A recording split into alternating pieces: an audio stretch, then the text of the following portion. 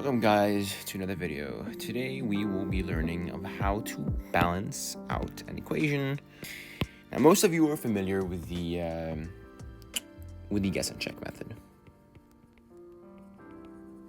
The guess and check method is what they teach you in universities and schools, and it essentially, let me show you an example of the guess and check method just in case you forgot about it. But I'm pretty sure that if you've taken basic chemistry, you definitely are familiar with guess and check when it comes to balancing equations.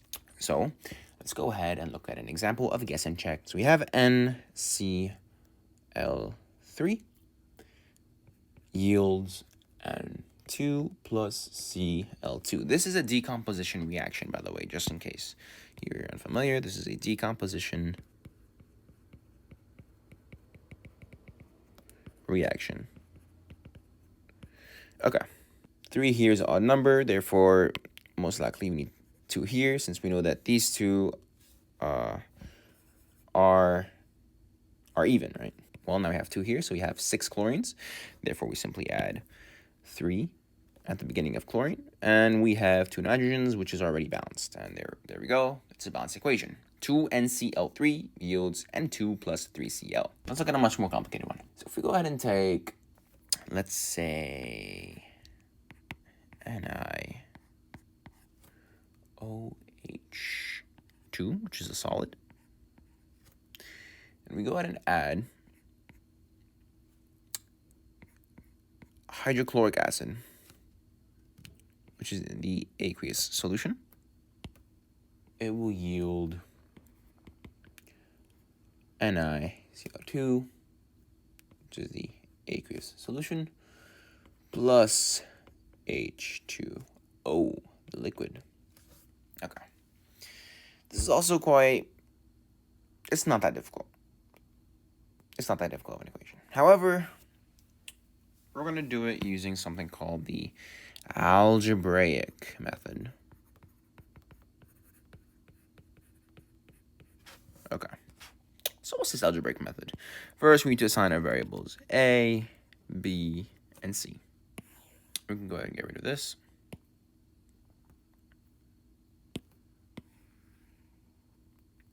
Great. So we're going to go ahead and do our reactants and our products. We're going to go ahead and list down every single element. So we know Ni, we know oxygen, hydrogen, and chlorine. We have 4 in this case. Okay. Next step is to go ahead and count how many are in each. Right. So we look at Ni first. In the reactant side, how many Ni's are there? How many Ni's are there? So there's 1, right? In the reactant side. Only 1. In this case, it is A, right? So go ahead and say A. We actually forgot to assign this. This is going to be D. Okay. Back to this. So how many oxygens are there on the reactant side? Well, there's O, but there's 2. So 2 times 1 is 2, and therefore it's going to be 2A for the oxygens, right? There's no oxygens here, so it's going to be 2A. Next, we're going to look at the hydrogens. How many hydrogens are there in the reactant side? There's 2 hydrogens here, and there is 1 hydrogen here. Therefore, it's going to be 2A plus B. Next, we're going to look at how many chlorines we have. We have 1 chlorine here, and it is B. Therefore, we're just going to say that it is B. Great. Now, since the reactants always yield the products, we can go ahead and say that the reactants to products are equal. That is essentially what balancing an equation is, right? We're simply assigning the variables, and you can sort of see the algebra in this now that we've assigned the equal signs and the variables, right? So how many products of Ni's are there? How many products get yield? Well, there's only 1, right? Right here, and it's C. So let's go ahead and write C. How many oxygens are there? There are D, and that's about it. So we're going to go ahead and write D. Next, we're going to look at how many hydrogens are yielded in the product. We have 2 hydrogens, so it's going to be 2D. Next, we're going to look at how many chlorines there are. There are 2 chlorines, so it's going to be 2C. Now, the most efficient way to go by in replacing these variables, and now that we have sort of the final equation, is by looking at which variable is most reoccurrent in all of this. So we can see that A comes in once, twice, yielding completely different variables. And B comes in once, twice, not quite. You do need to know A. Therefore, we're going to go ahead and, since A is the most reoccurring in all four of these, in the reactant side at least, we can even use C here, since C is 1 here, 2 here. But A just, actually A and C, you can use either C or A. However, for this case, we're just going to look at the reactant side, and we're going to use A to assign it a value. You can assign any of these variables a value, and you can solve for the rest to make this easier on you. However, you would want to assign the lowest possible number, because we are ultimately trying to find the lowest ratio for reactants to products, right? So A is going to equal 1. Automatically, we can solve for C, since A equals C. So 1 equals 1, and yeah, C equals 1.